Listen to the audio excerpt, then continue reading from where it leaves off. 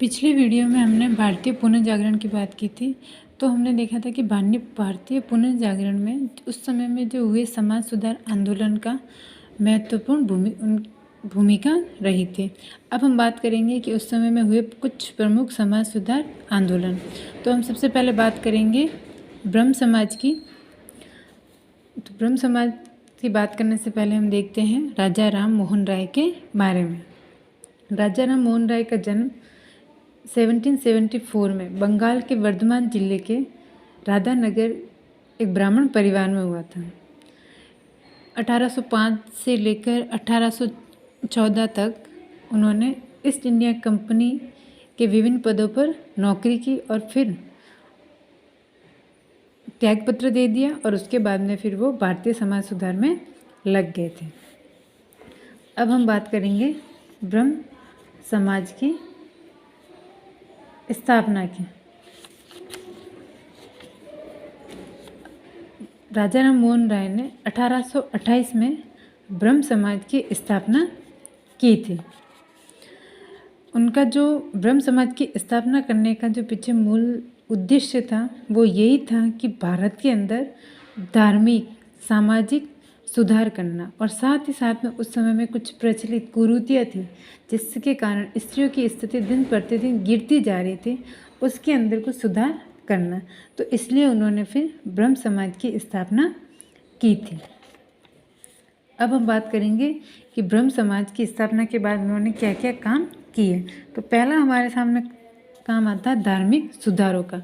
तो उन्होंने विशेष रूप से सभी धर्मों की एकता पर बल दिया। उन्होंने कहा कि सभी धर्म, चाहे वो हिंदू मुस्लिम सिख ईसाई कोई भी धर्म हो, सारे के सारे धर्म एक हैं और सभी के धर्म के अपने अपने मौलिक सत्य हैं और सभी धर्मों को एकता में विश्वास रखना चाहिए।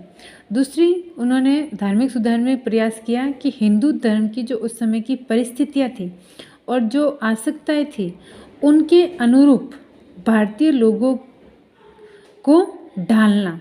उन्होंने ब्रह्म समाज की स्थापना की जिससे हिंदू धर्म की बुराइयां दूर कर सके, वेदों और उपनिषदों की शिक्षाओं के आधार पर ईश्वर की पूजा का आधार बनाया जा सके। इनके अलावा उन्होंने हिंदू धर्म के जो कुरीतियाँ थी, जैसे मूर्ति पूजा है, बहुदेववाद है, पुरोहितवाद है, इन सब का विरोध किया और धार्मिक सहिष्णुता पर बल दिया था। इसके अलावा विशेष रूप से जो उन्होंने मूर्ति पूजा का विरोध किया था और उन्होंने कहा था कि मूर्ति पूजा को वेदों और उपनिषदों में कोई मान्यता नहीं दी रखी है, और हिंदू धर्म के लोग थे जो इन मूर्ति पूजा में आके बहुत सारे बड़े बड़े यज्ञ करवा रहे हैं, पूजा पाठ करवा रहे हैं, जिसके कारण पुरोहितों का वर्चस्व दिन प्रतिदिन बढ़ता जा रहा है। वो गृह शांति के लिए, पुत्र प्राप्ति के लिए, धन प्राप्ति के लिए बहुत अलग अलग यज्ञ वगैरह करवाते रहते हैं, जिसके कारण लोगों के अंदर अंधविश्वास लगातार पैदा होता जा रहा था। तो इस कारण से ब्रह्म समाज के माध्यम से उन्होंने भारत के धर्म को सुधारने की कोशिश की थी। दूसरा यदि हम बात करेंगे तो वो हमारे सामने आता है राजा राम मोहन राय के ब्रह्म समाज के माध्यम से सामाजिक सुधार की। तो सामाजिक सुधार में सबसे पहला जो उनका रहा है वो था सती प्रथा का अंत। सामाजिक क्षेत्र की सबसे बड़ी राजा राम मोहन की उपलब्धि हम उसे कह सकते हैं। इस सती प्रथा को समाप्त करने के लिए उन्होंने समाचार पत्रों के माध्यम का सहारा लिया और अंत में फिर लॉर्ड विलियम बेंटिक ने 1829 में सती प्रथा पर प्रतिबंध लगा दिया और एक कड़ा कानून भी पारित कर दिया था। तो इस प्रकार से उन्होंने सती प्रथा निषेध कानून भारत के अंदर बना दिया था। इसके अलावा राजा राम मोहन राय ने समाज के अंदर बहु विवाह का विरोध किया, विधवा विवाह का समर्थन दिया, बाल विवाह का विरोध किया, अंतर्जातीय विवाह की वकालत करके भारतीयों की नारियों की जो स्थिति थी उसको सुधारने में उन्होंने काम किया। स्त्री शिक्षा पर उन्होंने विशेष रूप से जोर दिया। स्त्रियों को पैतृक संपत्ति के अधिकार में उन्होंने आवाज़ उठाई तथा जाति प्रथा और उच्च नीच के जो भेदभाव वगैरह होते थे उनका उन्होंने विरोध किया। और साथ ही साथ में कुछ रूढ़िवादिता मौजूद थी लोगों के अंदर, कुछ पुरानी परंपराएं मौजूद थी जिन्हें वो अंधविश्वास के माध्यम से पालन करते आ रहे थे, तो उनका उन्होंने विरोध किया था। नेक्स्ट हम देखते हैं तो राजा राम मोहन राय ने शिक्षा के क्षेत्र में भी अपना योगदान दिया था। 1819 में पाश्चात्य शिक्षा का समर्थन प्रदान करने के लिए कलकत्ता में हिंदू कॉलेज की स्थापना की और साथ ही साथ में अंग्रेजी भाषा के अध्ययन से भारतीयों का दृष्टिकोण और उदार और विकसित करने की कोशिश की थी। राजा राम मोहन राय ने वेदांत कॉलेज तथा इंग्लिश स्कूल की स्थापना की और इस प्रकार से शिक्षा के क्षेत्र में भी उन्होंने सुधार किया था। नेक्स्ट यदि हम देखेंगे तो वो आते हैं हमारे राजनीतिक सुधार। तो इन्होंने विशेष रूप से स्वतंत्रता पर बल दिया था। वे चाहते थे कि भारत में शीघ्र ही प्रजातंत्रात्मक शासन व्यवस्था की स्थापना हो और विश्व के अन्य राष्ट्रों के समक्ष एक स्वतंत्र देश के रूप में ये खड़ा हो सके। साथ ही उन्होंने फिर उस समय के जो अखबार थे उनकी स्वतंत्रता पर बल दिया, भारतीय प्रशासनिक सुधारों पर बल दिया और उस समय में साहित्यिक क्षेत्र में भी उन्होंने कुछ काम किए। राजा राम मोहन राय ने बांग्ला, फारसी, अंग्रेजी आदि भाषाओं में पुस्तकें लिखी, भारतीय साहित्य को समृद्ध बनाया। उन्होंने फारसी भाषा में तुहफ़तुल मुवाहिदीन नामक पुस्तक लिखी, संक्षिप्त वेदांत नामक पुस्तक की रचना की। जो उनके 4 उपनिषद थे, कैन, एस, मुंडक तथा कंठ का अनुवाद अंग्रेजी और बांग्ला भाषा में किया था। तो इस प्रकार से राजा राम मोहन राय ने ब्रह्म समाज के माध्यम से भारतीय पुनर्जागरण को बढ़ावा दिया था। नेक्स्ट हमारे सामने आएगा आर्य समाज।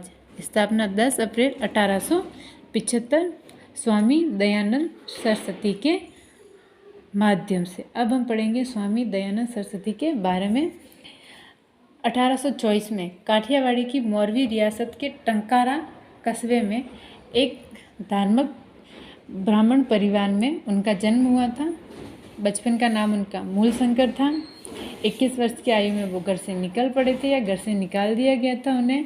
15 वर्ष तक वे इधर उधर ज्ञान के मारे भटकते रहे। फिर अंत में 1860 में मथुरा के स्वामी विरजानंद के वो शिष्य बन गए और उन्हीं के साथ में रह के 2.5 साल तक फिर उन्होंने वेदों का गहन अध्ययन किया और वैदिक धर्म का प्रचार करने की प्रेरणा ली थी। अब हम बात करेंगे स्वामी दयानंद के माध्यम से भारतीय सुधारों की।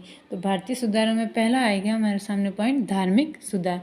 धार्मिक सुधारों में बात करें तो वैदिक धर्म का पुनरुत्थान। उन्होंने स्वामी दयानंद ने वेदों का अध्ययन पूर्ण करके समस्त देश में फिर घूम के अपने विचारों तथा वैदिक धर्म के प्रचार पर उन्होंने बल दिया था। इसके अलावा जो हिंदू धर्म के आलोचक थे उनका उन्होंने विरोध किया। उनका कहना था कि जो हिंदू धर्म को पाखंडों में बांध रहे हैं, जैसे मूर्ति पूजा, बहुदेववाद, अवतारवाद, पुरोहितवाद, इन सब की फिर उन्होंने कटु आलोचना की। और साथ ही उस समय के जो ईसाई धर्म के प्रचारक थे, इस्लाम धर्म के प्रचारक थे, जो हिंदू धर्म को दिन प्रतिदिन कमज़ोर बताते जा रहे थे, तो उनको फिर उन्होंने करारा जवाब दिया था। और फिर उन्होंने कोशिश की थी वैदिक धर्म को बढ़ाने की, वैदिक धर्म के बारे में लोगों को जागरूक करने की, ताकि हिंदुओं के अंदर अपने धर्म को लेके आत्मविश्वास और आत्मसम्मान आ सके। इनके अलावा उन्होंने हिंदू धर्म के मूल रूप को समझने पर बल दिया था। नेक्स्ट हम बात करेंगे उनके सामाजिक सुधारों की। तो सामाजिक सुधारों के अंदर उन्होंने कुरीतियों को समाप्त करने की कोशिश की। अपनी जो दयानंद सरस्वती की जो महत्वपूर्ण रचना है सत्यार्थ प्रकाश, उसके अंदर उन्होंने सभी जो कुरीतियाँ थी, नारी शिक्षा पर बल दिया, विधवा विवाह का समर्थन किया, सती प्रथा को मिटाने के बाद की गई विवाह के लिए उन्होंने पुरुष और स्त्री की आयु निश्चित करने की कोशिश की गई। इसके अलावा उस समय में छुआछूत, ऊंच नीच की जो भावना थी उनका विरोध किया। नेक्स्ट उन्होंने स्त्रियों की स्थिति में सुधारने पर बल दिया था। उन्होंने कहा था कि स्त्रियों को भी पुरुषों के समान अधिकार दिए जाने चाहिए, समाज में उनका भी उच्च स्थान होना चाहिए। उनके अलावा उन्होंने बाल विवाह है, बहु विवाह है, सती प्रथा है, दहेज प्रथा है, प्रदा प्रथा है, कन्या विवाह है, इनका उन्होंने विरोध किया तथा विधवा विवाह व स्त्री शिक्षा का उन्होंने समर्थन किया था। एक उनका आंदोलन आता है हमारे सामने, शुद्धि आंदोलन। ये शुद्धि आंदोलन उन्होंने इसलिए चलाया था क्योंकि बहुत सारे लोग थे जो ईसाइयों के बहकावे में आ गए थे और उन्होंने फिर अपना धर्म छोड़ के ईसाई धर्म स्वीकार कर लिया था। तो उनका मानना यही था कि तुम यदि पुनः हिंदू बनना चाहते हो तो तुम आसानी से हिंदू बन सकते हो। तो इसीलिए वापस से उन्हें हिंदू बनाने के लिए ये शुद्धि आंदोलन चलाया गया था। तो बहुत सारे जो लोगों ने ईसाई और मुस्लिम धर्म अपनाया था वो पुनः हिंदू बन गए थे। नेक्स्ट उनका एक नारा आता है, वेदों की ओर लौटो, क्योंकि उन्होंने वेदों पर ही बल दिया था। उनका यही मानना था कि जो हमारा वास्तविक धर्म है वो वेदों और उपनिषदों पर ही टिका हुआ है। तो इसलिए उन्होंने कहा था वेदों की ओर लौटो। यदि तुम जितना वेद पढ़ोगे, जितने उपनिषद के बारे में पढ़ोगे, उतने तुम्हारे जो बाह्य आडंबर में अंदर फंसे हुए हैं, तुम्हारे धर्म के अंदर बहुत सारी जो कुरीतियाँ वगैरह आ रखी है, आसानी से तुम उन्हें मिटा सकते हो। इसलिए उन्होंने कहा था वेदों की ओर लौटो। इसके अलावा उन्होंने कुछ शैक्षणिक कार्य भी किए। आर्य समाज के माध्यम से दयानंद एंग्लो स्कूल कॉलेजों की स्थापना की। 1902 में गुरुकुल परिपाटी पर शिक्षा देने के लिए गुरुकुल कांगड़ी विश्वविद्यालय की भी स्थापना की थी। नेक्स्ट हम बात करेंगे रामकृष्ण मिशन की। रामकृष्ण मिशन की स्थापना 5 मई 1897 में कलकत्ता में हुई थी। किसने की थी? स्वामी विवेकानंद ने। अब हम बात करेंगे स्वामी विवेकानंद का जन्म। स्वामी विवेकानंद का जन्म 12 जनवरी 1863 कलकत्ता के विश्वनाथ के यहाँ हुआ था। बचपन का नाम उनका नरेंद्र नाथ दत्त था। 1880 में उनकी भेंट होती है रामकृष्ण परमहंस से। उनके फिर शिष्य बन जाते हैं और उन्हीं से उन्हें ईश्वरीय अनुभूति भी कराई जाती है। उनका एक है शिकागो विश्व धर्म सम्मेलन। 1893 में अमेरिका के शिकागो नामक नगर में विश्व धर्म सम्मेलन आयोजित किया जाता है और जिसमें स्वामी विवेकानंद भाग लेते हैं भारत का प्रतिनिधित्व के रूप में। उन्होंने हिंदू धर्म की विशालता तथा उदारता पर प्रकाश डाला। हिंदू धर्म की श्रेष्ठता स्थापित करने की कोशिश की। सभी धर्मों के प्रति उन्होंने आदर भाव व्यक्त किया और हिंदू धर्म की विशेषताओं पर उन्होंने विशेष रूप से बल दिया था।